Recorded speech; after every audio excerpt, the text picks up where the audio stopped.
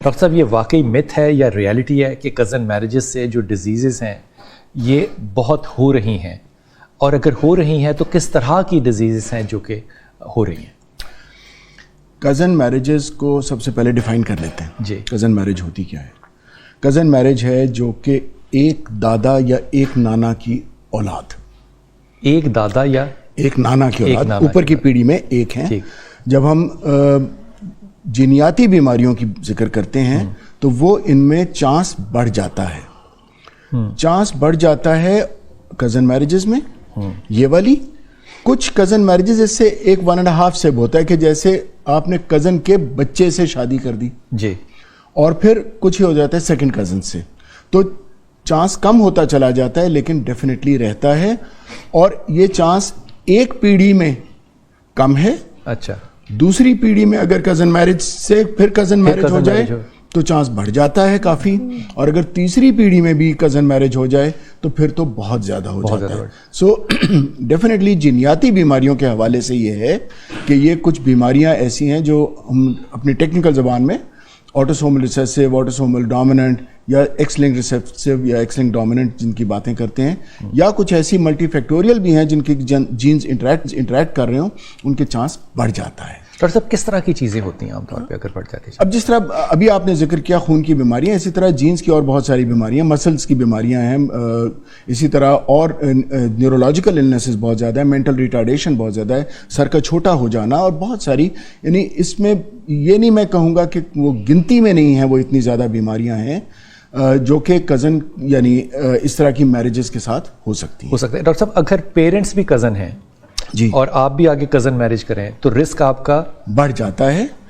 Let's say کہ اگر first degree جو پہلی پیڑھی ہے اگر اس میں وہ رسک لیٹس سے 3/100 کا ہے تو دوسری دفعہ وہ جو ہے وہ 10/100 ہو جائے گا، اور تیسری پیڑھی میں شاید وہ 40 to 50/100 ہو جائے گا. سو چانسز بہت زیادہ بڑھ جاتے ہیں. اس میں عام طور پہ ہمارے بہت سے سمجھدار لوگ جو ہیں، خاص طور پہ علماء اکرام جو ہیں، وہ اس پہ یہ رائے دیتے تھے اور دیتے ہیں، ظاہر ہے وہ کہتے ہیں کہ جناب والد کی طرف سے جو رشتہ داری ہے وہ کزن ہے، جو والدہ کی طرف سے رشتہ دار ہیں وہ کزن نہیں ہے. یہ کہاں تک سچ ہے؟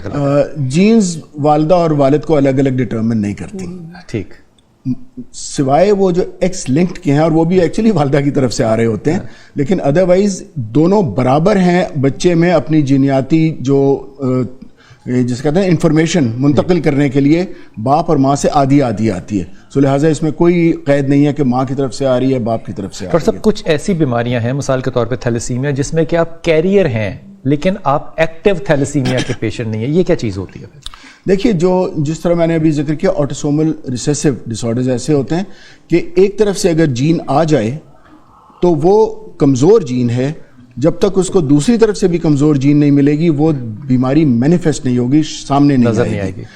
اگر ایک طرف سے وہ کمزور ہے دوسری طرف سے نارمل جین آ جاتی ہے تو وہ کیریئر سٹیج میں چلے جاتے ہیں. اس کا مطلب ایک کو ہے، پیرنٹس میں سے ایک کو ہے اور ایک کو نہیں ہے تو وہ بچہ کیریئر ہو سکتا ہے. بچہ کیریئر ہو سکتا ہے لیکن وہ آگے جو ہے وہ 25% چانس ہے اس کا کہ وہ مزید اگلے اپنی اولاد میں فوراً ٹرانسفر کر دے گا. خاص طور پہ اگر دوسری طرف سے بھی کیریئر آ جاتا ہے تو پھر تو چانس 50%. ڈاکٹر صاحب یہ پتہ کیسے چلتا ہے کہ کسی کوئی کیریئر ہے یا نہیں ہے؟ جینیٹک ٹیسٹس ہیں، بالکل کروموسوم انالیسز ہیں آپ کے. اب تو خیر مطلب فیٹل ٹیسٹ پچھلے 20 سال سے ہو رہے ہیں، سو وہ سارے ٹیسٹ تو ہو سکتے ہیں. کوئی جینیٹیکل ٹیسٹ اگر کرانا چاہے پاکستان میں تو ہو سکتا ہے؟ نہ صرف ہو سکتا ہے بلکہ اس وقت بل ٹیبل ہوا ہے کہ ہونا چاہیے.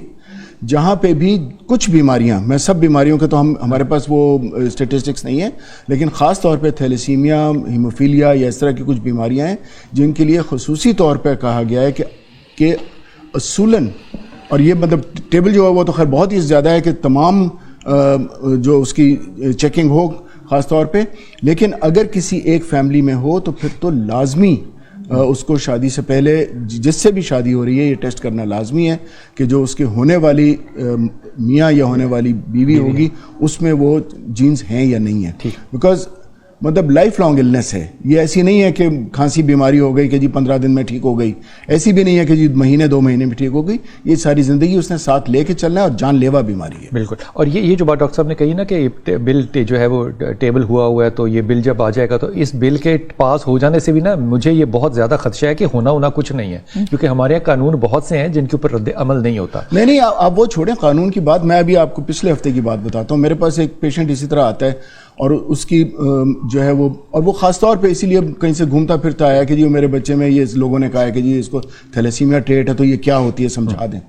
जब मैंने उससे आखिरी वाली बात की ना कि यार इसको तो चलो हो गया, लेकिन अब जब इसकी शादी तुम करने लगोगे तो प्लीज़ चेक कर लेना। कहते जी लड़की कौन देगा, टेस्ट करवाने कौन देगा हमें, हम जिससे रिश्ता मांगने जाएंगे उससे कहेंगे टेस्ट कराओ।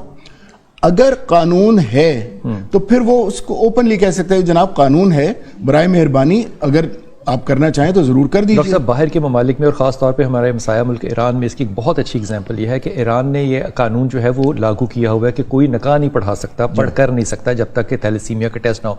लेकिन इसके लिए उन्होंने 1 साल तक कानूनी साजी की थी। उन्होंने सिर्फ लोगों को बताया था कि ये बीमारी होती क्या है। वो जब लोगों के जहन में उस बीमारी का खौफ पैदा हो गया, फिर उन्होंने उसके बाद कानून साजी की। हमारे यहाँ जहन साजी भी तो नहीं है ना। नहीं, ऐसी बात नहीं है। मतलब मैं थैलेसीमिया वेलफेयर फाउंडेशन के साथ पिछले गुज़िश्ता आई थिंक 30 साल से मुंसलिक हूँ जी, और अवेयरनेस फैला रहे हैं। लोगों में अवेयरनेस है। सिर्फ यह है कि और सोशल मीडिया जिस तरह भी आपने जिक्र किया उस पर काफ़ी जिक्र है। इवन मतलब अस्पतालों में बिल बोर्ड्स लगे हुए हैं, चीज़ें बताई जाती हैं। ला इल्मी हम अपने ऊपर तारी भी कर लेते हैं बाज़ औक़ात। बिल्कुल ठीक। कि हम जानना नहीं चाहते, हम सीखना नहीं चाहते। इसके बारे में जहन साजी बहुत अरसे से डॉक्टर हजरात तो ख़ास तौर पे कर रहे हैं। हुकूमत की तरफ से भी इस पे कोशिशें होती रही हैं। बिल्कुल होती है। अल-खिदमत जो है ना ज़रफ़िशा, ये ज़ाहिर है इसका बहुत डीप इम्पैक्ट है सोसाइटी के अंदर। ये अगर इसने खाना भी लेकर जाना हो, कुछ करना हो, तो ये पहाड़ों तक चली जाती है। इसके पास डीप रूटेड है। आपको लगता है कि ये जहन साजी मौजूद है हमारे रूरल एरियाज़ के अंदर? बहुत शुक्रिया गुफ्तगू का मौका देने के लिए। पर्सनली मैं खुद ऑफिस में ऐसे कुछ एप्लीकेंट्स को डील कर रही हूँ आजकल, जो कज़न मैरिज और उसके बाद थैलेसीमिया इन मसाइल का शिकार हैं। अवेयरनेस की बहुत कमी है। एक्चुअली हमारे यहाँ एक ख़ास तबके तक ही अवेयरनेस जाती है। बहुत से लोग तो सुनने को भी आमादा नहीं होते, और बहुत सारे लोग सुनने के बाद उसको नज़रअंदाज भी कर देते हैं ना। मसाइल हमारे कल्चर में बहुत हैं। तो डॉक्टर साहब से माजरत के साथ कि मेरा वास्ता तो अक्सर ऐसे लोगों से पड़ता है जिन्हें अवेयरनेस होती ही नहीं। बेसिक जो हमारी चीज़ें चल रही होती हैं, मौसमी बीमारियां तक जो चल रही होती हैं, उसकी भी अवेयरनेस की कमी है। तो ये पहुंचाने का तरीका आपके ख्याल में क्या होगा? मीडिया भी कर रहा है इस पे बात, सोशल मीडिया भी कर रहा है इस पे बात, तो ये अवेयरनेस एक पहाड़ पे रहने वाले आदमी के पास कैसे जाएगी, या गांव में रहने वाले आदमी के पास कैसे जाएगी, जबकि वो एंड्रॉयड भी इस्तेमाल कर रहा है? देखिए, मैं पर्सनली ये समझती हूँ कि जो इस वक्त मीडिया या सोशल मीडिया से काम होना चाहिए वो भी कम है, उस अंदाज में नहीं हो रहा। फिर लोगों का इंटरेस्ट मीडिया या सोशल मीडिया को इस्तेमाल करते हुए उन चैनल्स पे या उन वेबसाइट्स पे या उन प्रोग्राम्स के लिए कितना इंटरेस्ट उनका मौजूद है, हमें इसका भी खूब अंदाज़ा है ना। इंटरेस्ट दूसरी तरफ ज़्यादा है।